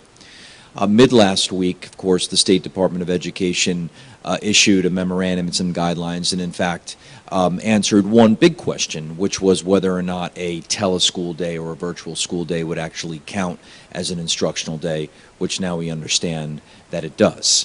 And so that got us 50% of the way, but the second 50% is a lot more challenging. And Mr. Salinas raises some of those questions.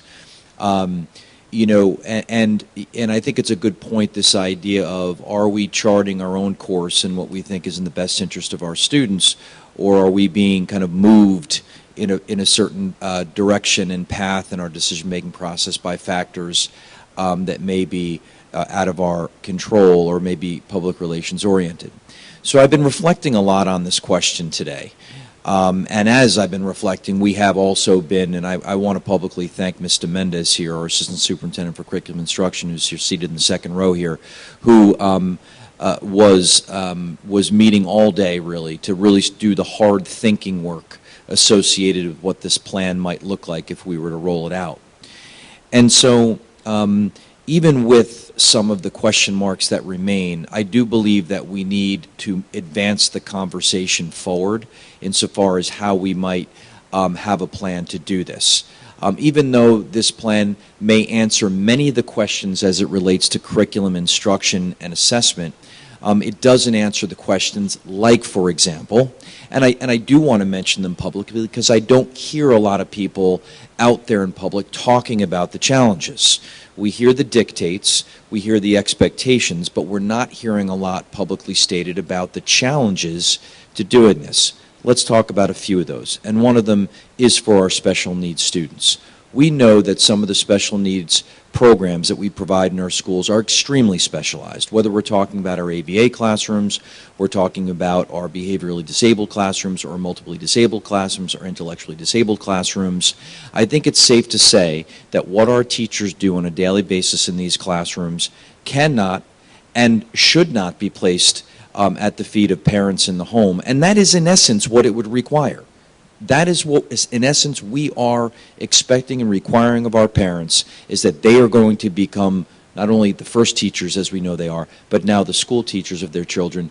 And it is a conceit to say that any kind of plan that's developed, including and not limited to virtual schooling, is going to satisfy that. And so it raises the question, yes, will we save days by doing this? And has the state given us the opportunity to save days by doing this? Yes. But are we affording our children the right a thorough and efficient, effective education by doing so? I'm not going to answer that question here. I'm just going to put it out there for anyone who happens to be listening to this broadcast to think about.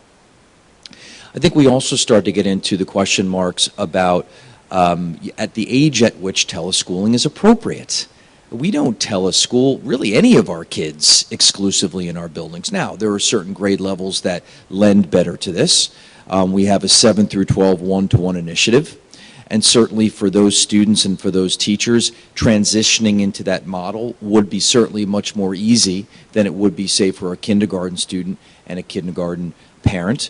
Our 7 through 12 students certainly have the independence to be able to self-monitor and self-work on those things, right? But what about all of our staff members? And ostensibly, if it were an instructional day, it would be a paid day, right? I mean, if we're open, even though we're not open, but we have quite a number of staff members who perform very important duties in our schools on a daily basis that aren't instructional staff. And, you know, they're guidance counselors, they're nurses, they're administrative assistants, they're custodians, they're bus drivers. So if are we open or are we not open? This is a question, the answer to which no one is really answering. You know, we talk about access, right?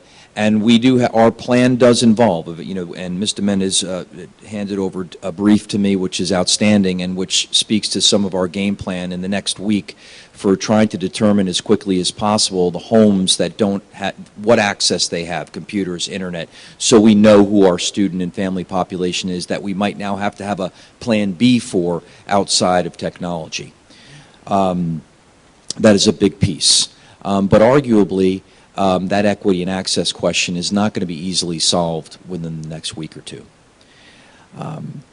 You know, we have many questions to answer, but I think, and as I reflected in coming to the close of my commentary here, is that I think it is important to our community that we move forward in answering some of these questions. I think it be reassuring to our community to know that we are actively thinking about a way that may not be ideal, okay, but will address many of the instructional needs of our children in the event that we're not able to open our schools. And so we are moving forward because that is what we need to do as a community, but we're moving forward cautiously and understanding that there are many questions that remain unanswered, and we're hoping that, and I'm hoping that our partners in the county and the state begin to pay attention to, with all due respect, pay attention to some of these larger issues and begin to give us some real direction and guidance on how to answer them. Thank you. Couldn't agree more with that. Couldn't agree more with Mr. Wecht, with Mr. Salinas. You know, I think there's some real obvious challenges here. I think the state's guidance has been extremely suboptimal here so far. I can think of another 100 questions that you didn't just mention, and I think we all can. Yeah, I think it's definitely worth tabletopping, though, because we need to understand whether it's for this or for some other God knows what down the road to understand what the capabilities actually are. You know, another question that, you know, just pops into your head is, you know, if the building is quarantined, if the state says you can't open your buildings this week, are teachers expected to come to a building that's closed? If they are, if that were even safe, is the building equipped to simultaneously stream out of the building 25 classes into 500 homes? If the building is not closed, is there any way that 25 teachers from this one building could be expected to stream from their own homes while their own kids may be home because their buildings might be closed? You know, Ms. Mendez said to me a year ago, and I don't remember what the topic was, and maybe you might, but on something completely different, that, you know, are we just playing school, or are we really here to, and that's what it sounds like when they say, well, teleschool, and, you know, I see, you know, another district, I don't think it was a surrounding one, it was someone where I know somebody sent a communication that they were hoping to come up with an hour of instruction a day. Okay. So, you know, at the end of the year, is the state going to do a hand wave and say, all right, you did an hour a day, your kids can graduate, and you know, and if so, what did that really count for? Were you just playing school? So, May I add a few more things, Please. Mr. Alper? Thank you. There were a few other things that I just made notes of. I was on my soapbox there, so I couldn't see my notes from it. So just a few other things here. So we are considering, as a number of surrounding districts have already done, and the likelihood that we will call a day, close the district for a day, in order to provide our staff opportunity to prepare, is there. That being said, we wanted to make sure before we assembled our staff and before we removed our students from the buildings for a day, that we had a clear idea of what we wanted to do. We're large way there after today, but we want to make sure that when we bring our staff together, they're going to have questions. We can answer those questions, and we're giving you clarity. And I'm going to state it publicly. The date being considered presently for us to call this day will be Monday. This will give us ample time to prepare so that we can have a productive day. And just to give you a little bit of information as to what that day may look like, a portion of the day will be to ensure, let me quick step back. So one of the parts of our plan, which is intended to launch tomorrow, is basically to send out a survey to all staff to gauge their current readiness, capacity, and ability to, for example, open a Google Classroom, create a Google Classroom account, and some basic features with that, so we understand kind of where our capacity is.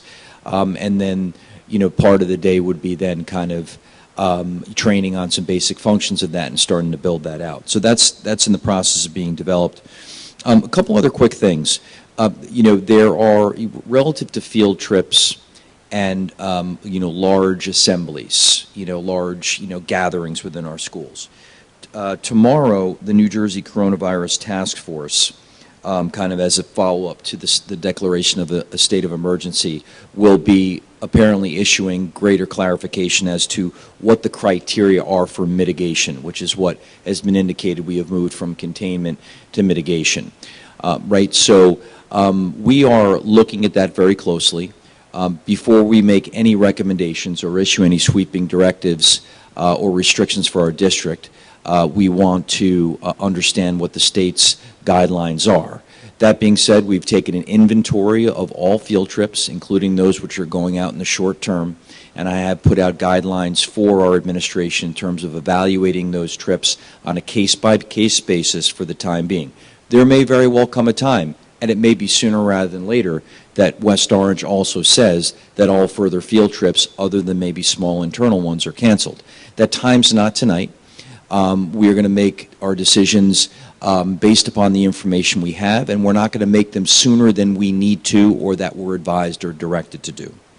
And the same thing goes for large crowd gatherings, but that could change within the next 24 hours. And just a final point, and then I promise I'll close, is relative to ensuring that if our schools are closed, but we continue to be open for an instructional day, we will make accommodations for providing food, both breakfast and lunch, for our free and reduced lunch students. We're just beginning those conversations today with our food services as to how we would ensure that would happen, to ensure that folks knew where to get it, but also that we were respecting the conditions of the quarantine so that people could eat that food. But yes, I know there were a lot of interested folks within the community on that. That is a directive from the state, and we are preparing to be able to do that if we are closed, but up and running for an instructional day. And that is my closing statement. Thank you. Excellent. Thank you. Board member reports. Mr. Rothstein.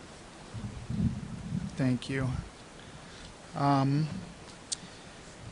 Yeah, so that's tough to follow up on. These are interesting times, and I know not many of us want to live in interesting times. This isn't an issue that I think many of us were thinking about when we started the school year. And I've had some terrific conversations with members of the community and with many of my neighbors, and On the positive side here, I'm just really grateful to live in a place where there are so many thoughtful people who are asking the right questions and coming forward with the right questions and doing so in a calm way. I think this is just really a terrific thing. I'm grateful for the communication and the honesty and the trustworthiness that's coming out of the district. I think that really helps. You know, as a parent, it helps me, and I think for all of us really helps get a sense of, you know, what may be coming and what we're doing to prepare. And then finally, that brings me to the question of preparation. This certainly wasn't something that was on my agenda or on my radar getting started this year, getting started on the board, and I'm hopeful that all of us will be working together to make sure, hopefully this will not turn out to be a terrible ordeal for us in this community or in the country. But that in and of itself should not be a reason for us to sit back and say, you know, we dodged a bullet. We should be preparing very carefully and very intensely for another event and something that may come down the road. On a happier note, just what a pleasure to hear from the Roosevelt students. Thank you so much to Mr. Hush and to the students who spoke earlier today as the student liaisons of the meeting, speaking with intelligence and passion on so many different topics. That was terrific to hear. And then just one final note that this morning I bought my tickets for the high school's production of Drowsy Chaperone and hope that everyone else will do the same. I'm really looking forward to that. Thank you. Ms. Trigg-Scales. Good evening, everyone. Not to dwell on our current situation, but one of the questions that comes to my mind is right now, New Jersey statute says that school has to be at least a 4-hour day. And so there is absolutely no way that a school district can decide which of the 4 hours we're going to deliver instruction, in addition to how. And so I just believe that we're going to get further direction from the State Department very, very soon. This is new for everybody. They've never had to do this before. I mean, we went through some issues with Sandy. If we recall, you know, Superstorm Sandy, there were some things that happened then that had never happened before, and we had to deal with that. And so I believe this is where we are right now, that from day to day, the situation is fluid and it changes, and that a week from now, things may look very, very different than they do today.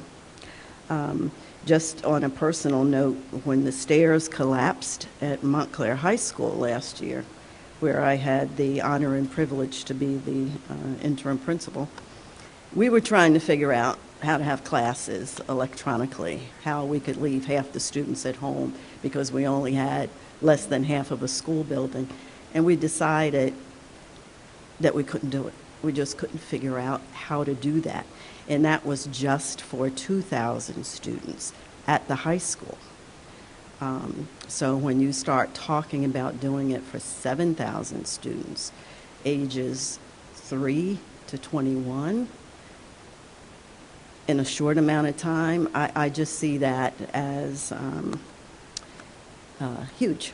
I'll just use that word, huge. That's my word for tonight, huge.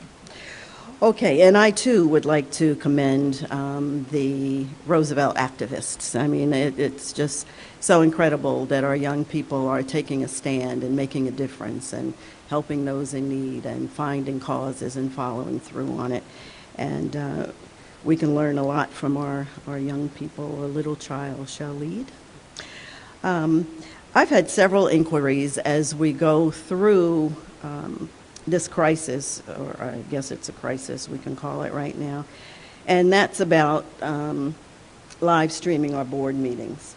And I just wanted to throw that out to Dr. Cascone, just as we look ahead, what it would take for us to be able to do that, because there are so many parents who would want to be here tonight who can't be here tonight. We have so many activities going on, so there are child care issues, there are conflicts with parents trying to get kids to practices and games and those sorts of things. So I said I would pass that question along, and we can come up with a response at a later date. Dr. Cascone, you know, he's our king tweeter. Just trying to think of what I want to say. Make sure it came out good. Our king tweeter. And, you know, he's asked the board members to tweet.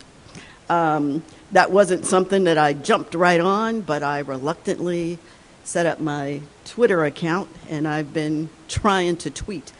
But I tell you, if you're not following Dr. Cascone and you're not following our schools, you are missing out on a wealth of information and entertainment.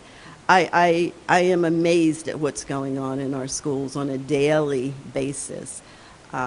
Looking at what happened for Read Across America and Dr. Seuss's birthday and African American History Month. There is so much going on. So if you want to treat and you really want to know the talents and the creativity of our staff and what our children are experiencing on a day-to-day basis, please tweet.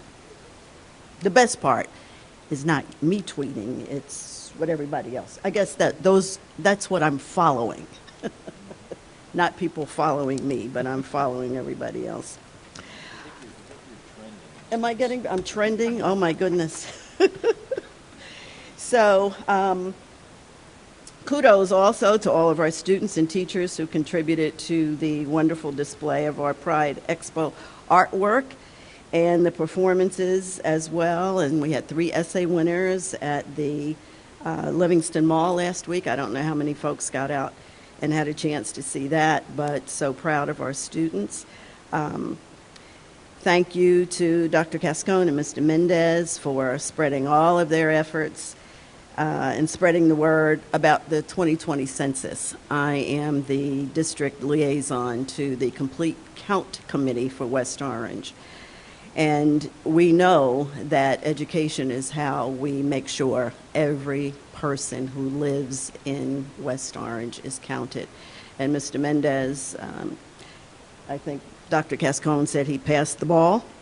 And so I just want to thank you for all of and your staff, for all of the communication. And I have like 3 more memos I'll be sending you tomorrow about other things that we should take a look at. And then the other thing I wanted to talk about was WOHS News, West Orange High School News on Channel 36. If you're not watching that, you need to check that out. I happened to be channel hopping and landed on 36 and couldn't break away. They were doing a story on nuclear fission and nuclear fusion, and it was like watching CNN. I was so impressed with the reporters. They were interviewing, live interviews. They were doing footage, video footage. I was like, oh my goodness, this is really cool stuff. And we have a really cool staff member here. And I wanted to recognize the camera technicians, the anchors, the reporters, the researchers, everybody. And our own Lauren Groff-Tiza, I got it, Ms. Groff-Tiza, Christina Biddle, and Kirk Roberts. So just a shout out to those 3 staff members. And please check out WOHS News. Ms. Merklinger. So it's great to be back in Roosevelt. For those of you that don't know, I did actually attend here. I won't tell you the year that I graduated, but and I'm excited to hear about their play because the last play I was in here was Bye Bye Birdie, which was really a lot of fun. So I'm glad to see that the music program is still going. But I just want to echo Dr. Cascone, Gary, Terry, and Mr. Weck.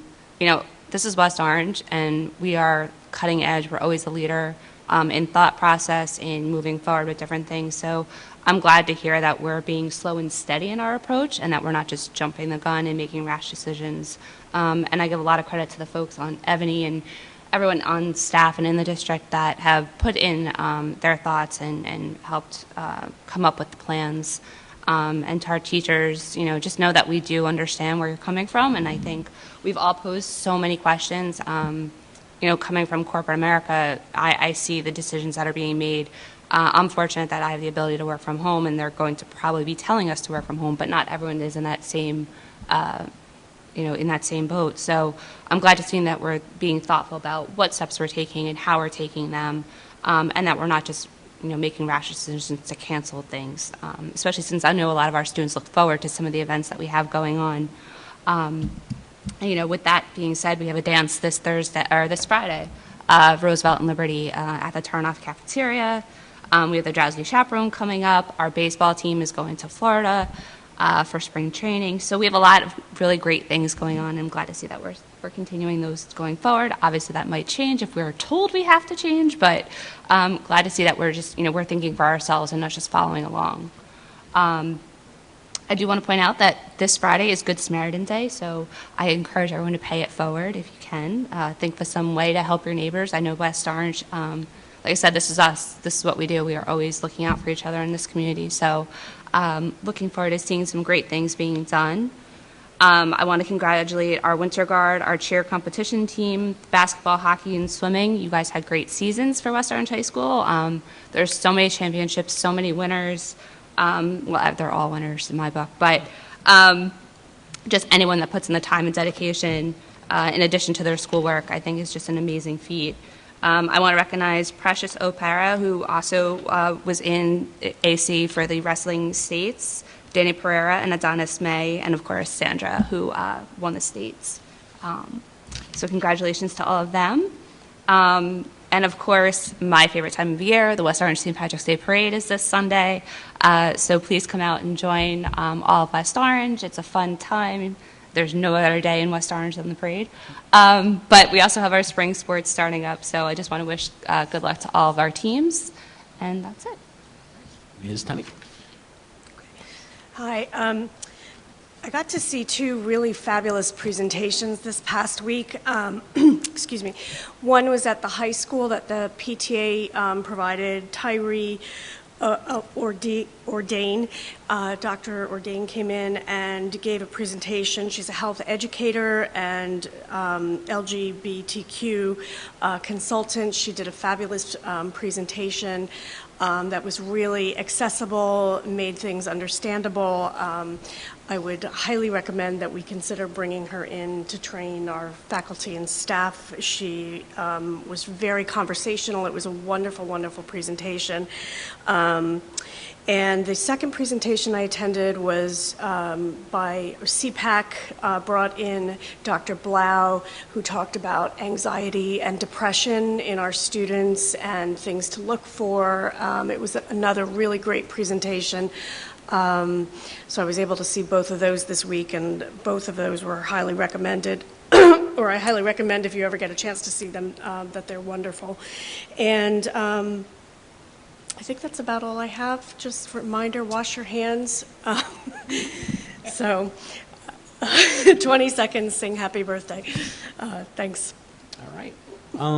Yeah, I think that's about it. I was at the Gregory Night at the Museum with Ms. Trigg-Scales. Dr. Kescom was there, but I missed you. I think we were leaving as you got there, but that was great. I think there were a couple of other things that I forgot to jot down, but we've been to a lot lately. And of course, Read Across America Week, I think just about all of us read here or there. I was at Hazel and Betty and at Washington. Got to spend some quality time with Elephant and Piggy. It's, one of the more fun things we get to do. Read to the little people. And of course, it is Women's History Month. We have a lot going on for that. Thank you for reminding me. With that, I think that's it. Our next regular meeting will be held at, write this one down, it's a Thursday, March 19th, back at the high school, 7:30 p.m., and we're going to adjourn, and the board will reconvene for a budget workshop meeting in the LMC. We're done.